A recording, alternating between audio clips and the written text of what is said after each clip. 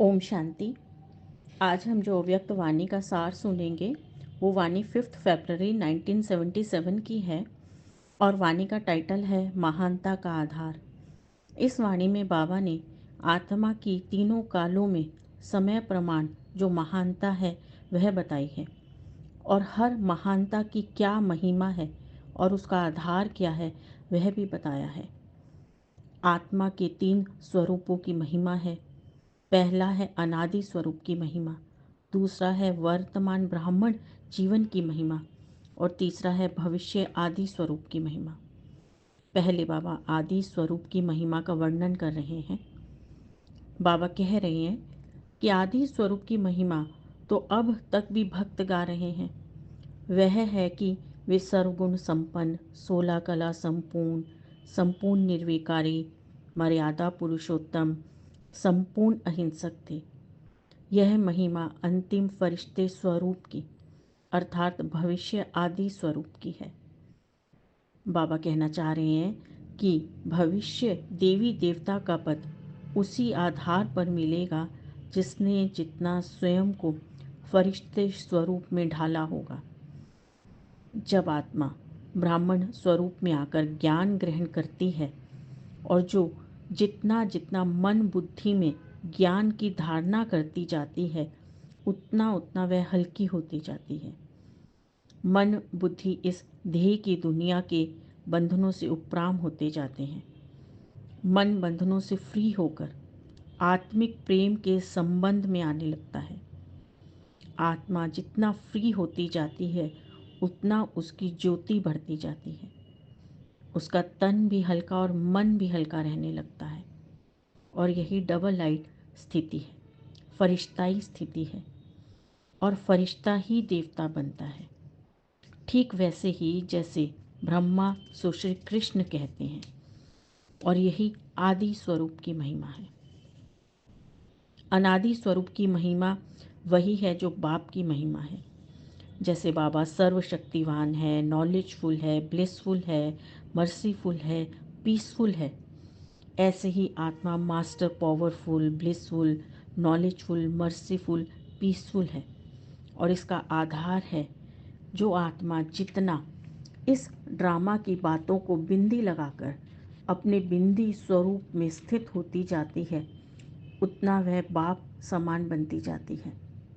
Drama की बातों को न मत कर सिर्फ घर और पिता की याद में रहती है। फिर बाबा ने वर्तमान ब्राह्मण जन्म की महिमा बताई है। बाबा कह रहे हैं कि ब्राह्मण जीवन के मुख्य 4 आधार हैं। ब्राह्मण का मतलब ही है पढ़ने और पढ़ाने वाले। गॉडली स्टूडेंट लाइफ है उनकी। पढ़ाई के जो मुख्य 4 सब्जेक्ट्स हैं वही ब्राह्मण जीवन के 4 आधार हैं और इसी आधार पर ब्राह्मण स्वरूप की महिमा है। वह हैं परमात्म ज्ञानी, सहज राजयोगी, दिव्य गुणधारी और चौथा है विश्व सेवाधारी। फिर बाबा कह रहे हैं कि अब तीनों स्वरूपों की महिमा को जानते हुए अपनी महानता को देखो और चेक करो कि कौन कौन से लक्षण प्रैक्टिकल लाइफ में निरंतर रूप से अपनाए हैं। परमात्म ज्ञानी अर्थात नॉलेजफुल और उसका मुख्य लक्षण होगा हर संकल्प, बोल, कर्म, संपर्क में मुक्ति और जीवन मुक्ति की स्टेज होगी जिसको न्यारा और प्यारा कहते हैं। कर्म करते हुए भी बंधनों से मुक्त अर्थात कि वो इस कर्म क्षेत्र पर कर्म कर रहा है पर मन से फ्री है कि यहाँ से उसे कुछ नहीं चाहिए, कोई इच्छाएं नहीं, एक्सपेक्टेशंस नहीं, वह स्वयं में भरपूर है। ड्रामा से मुक्ति की स्टेज उसे जीवन मुक्ति में ले आती है, अविनाशी सुख शांति में ले आती है। सहज राजयोगी का लक्षण होगा कि वो योग युक्त और युक्ति युक्त होगा।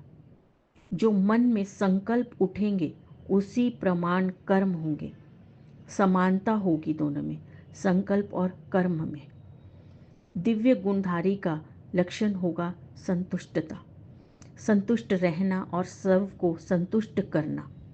जो ड्रामा से फ्री होगा वो ऑटोमेटिकली स्वयं भी संतुष्ट होगा और सबको संतुष्ट करेगा। उसे ड्रामा से कुछ चाहिए ही नहीं। उसे पता है कि वो आत्मा रोल प्ले में है। यहाँ उसे जो भी मिला है वो सब एक गिफ्ट है, उस तोहफा है। तो उसे यहाँ से कुछ नहीं चाहिए, तो वो फ्री रहती है, संतुष्ट रहती है आत्मा।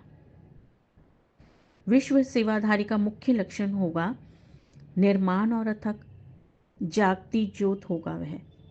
केवल निद्रा जीत नहीं बल्कि सर्व विघ्न जीत होगा। बाबा कह रहे हैं कि स्मृति रहना ही जागना है। स्वयं की, घर की, पिता की, ड्रामा की स्मृति रहे। यही 4 सब्जेक्ट्स के आधार पर ब्राह्मण जीवन की डिग्री मिलेगी। बाबा कह रहे हैं कि जो चैलेंज करते हो, अब वही लक्षण प्रैक्टिकल लाइफ में भी दिखाई देने चाहिए, क्योंकि यही ब्राह्मणों का निजी धर्म और कर्म है।